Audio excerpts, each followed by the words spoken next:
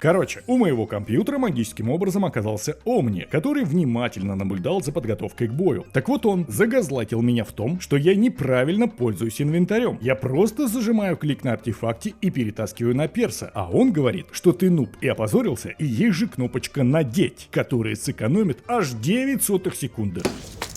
Время. Но дело не в этом. Наша дискуссия касалась тонких механик игры. И главный вопрос был, какую аниме-фигурку каждый из нас поставил бы себе в системный блок? Кандидатов было двое. Первое — это, естественно, Демонесса. Ну а второй — это, естественно, могильный голем. С одной стороны, голем — красавец. А с другой, у Демонессы есть и крылья.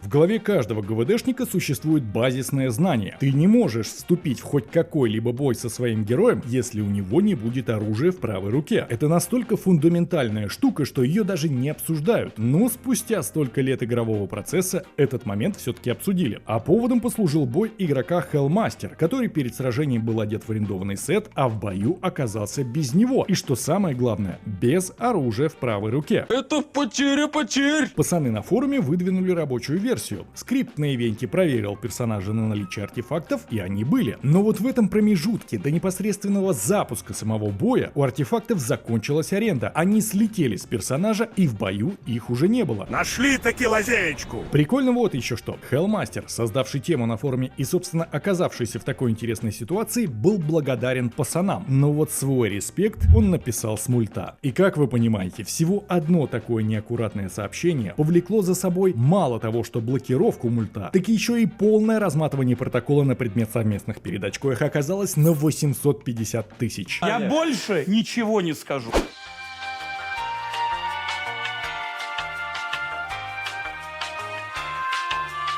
А дальше у нас несколько загадок, где потребуется ваш пристальный взгляд и, возможно, подсказка, поскольку никто пока не вдуплил, что вообще происходит. Малый турнир, 22 уровни, рыцарь против фараоныча и все внимание на имперского грифона. Тот делает первый удар с небес на 188 урона, затем второй удар на 53 урона, третий удар 167 урона, четвертый с удачей на 292 урона, пятый на 263, а следом за этим фараон накладывает берсерк и гриф бьет союзного лата на 3809 дамага.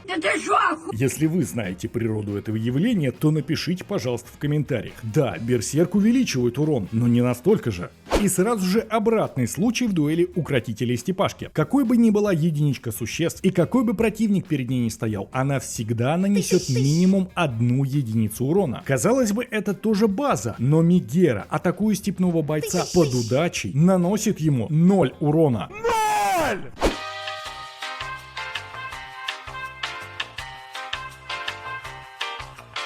А далее у нас самые легкие 3000 золотых, которые когда-либо падали игроку. Эльф пошел накидывать панамку корсарам. И с их стороны поля вышел бобер, который через пару мгновений выхватил ваншот. Я не хочу никуда больше идти. Я, наверное, буду спать. В гильдии лидеров есть очень клевое существо Дервинты. Клевость заключается в том, что их астральный выстрел не позволяет промахиваться во время стрелковой атаки, что очень удобно при игре против всяких бестелесных, ну и конечно же против существ с побегом. Само умение побег срабатывает, но наполовину. Урон проходит, и в то же время существо перемещается на клетку. Возможно, это была одна из первых их встреч, поскольку изменник, увидев перед собою контру, и который сам потрепал нервы не одной тысячи героев, после поцелуя ландшафта сделал следующее. Ну а теперь у нас та самая гильдия лидеров с сумасшедшим количеством ожиданий. Итак, герой под ником Псалгин отправился фармить очки и совершил самое обычное действие. Прожал автобой. Ничего особенного не произошло. Драконы полетели в атаку, Титаныч помог им молниями, а в это время вражеский князь встал в уголок, чтоб его никто не уволок, и на этом как бы все. Скайнета закоротило. Вполне можно понять ожидание вампа. Он одновременно закрыл стрелковую атаку Титану и в это же время обоссал весь угол, потому что знает, что отлетит от любого удара. За 40 гривен штаны, Вполне можно понять ожидания драконов, которые стянулись ближе к углу. Но вот что происходит с Титаном, который хоть и стрелок, но не имеет штрафа в ближнем бою, вот это не совсем понятно. Итог: 9 часов в бою, 30 тысяч ожиданий и звание Саюга Империи присваивается Титану. сторону. Иди убирай! Иди давай. Развелась, сволочь! Иди убирай! Что ж, если с вами происходят какие-то странные события или ваш соклановец вам их создал, то смело присылайте ссылочку, ну и конечно же, играйте в удовольствие.